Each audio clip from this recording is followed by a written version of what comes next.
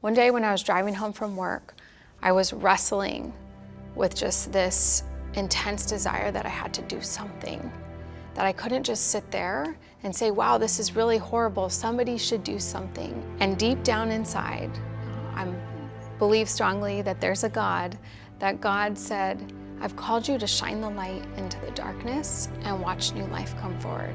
I've called you to run into the darkness and bring the lost children home to a place of renewal and freedom. And I'll tell you, at that time, I had no idea what that meant.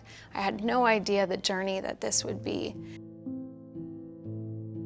I was a nurse working in Southern California, and when I moved to Hawaii, I then became a nurse practitioner.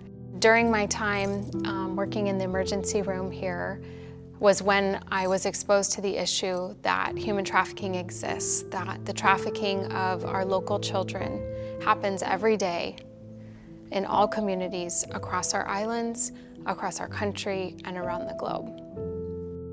All my background as a nurse has been working with kids who've suffered some of the worst trauma. I've become extremely passionate about kids finding healing. Through that, I've been able to see that there's hope. And the thought of children being able to reclaim their innocence, to be able to move forward with their life, to be able to step into the future that they were created to have, that's what drives me every day. I've always very much admired the work of Mother Teresa, the dedication and the humbleness, that selflessness, that devotion, that willing to give regardless of the cost. And the fact that she just met people right where they were at. And that created such a significant change in the country of India, where she spent so much of her time. The journey over the last decade has by no means been easy. However, through the struggle, that's where the beauty comes. And in doing this work, you're messing with some of the darkest parts of humanity. And you start exposing it, and you're shining the light. A lot of people, a lot of structures, a lot of systems don't necessarily want that to change. And so even in the midst of that struggle, we've been able to see new life. When I look back, even in those moments that were super hard, I wouldn't take any of them back, because I think it's helped define who I am today, and it's also shaped the culture and the values at Ho'olanapua that we embrace so closely. Our mission with Ho'olanapua is to create individualized and unique programming that's specific to kids who have been victimized or kids who are high risk for being victimized. This population needs very tailored programming so that kids are able to find their path forward, that they're able to embrace healing. We also want to make sure that we're preventing this, that we're talking to kids about their risk, that we're showing them how they can be approached, how they can be exploited. We're able to drive this overall systemic change that's needed, both on our local level and nationally. A big missing element that we found early on in doing this work was the fact that we didn't have any residential treatment programming specific to sex-trafficked kids, girls, right here in Hawaii. So the vision of creating Pearl Haven, which is a comprehensive residential treatment campus, came because we realized that these kids were falling through the cracks. A lot of these kids exist within our juvenile justice and child welfare systems.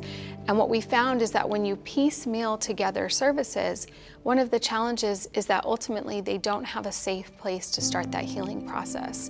And if these youth know that they're not going to be rushed through a program, that they're going to be allowed the time, the space, and they're surrounded by people who truly care about them, we're going to accelerate their road to healing, and we're going to give them the tools and ability to successfully reintegrate back into the community and to think about what their life could be like in the future.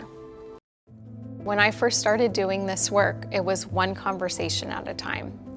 I gathered maybe a group of 10 or 15 very passionate volunteers who really wanted to be a part of this work, and we literally built the organization from that group of volunteers.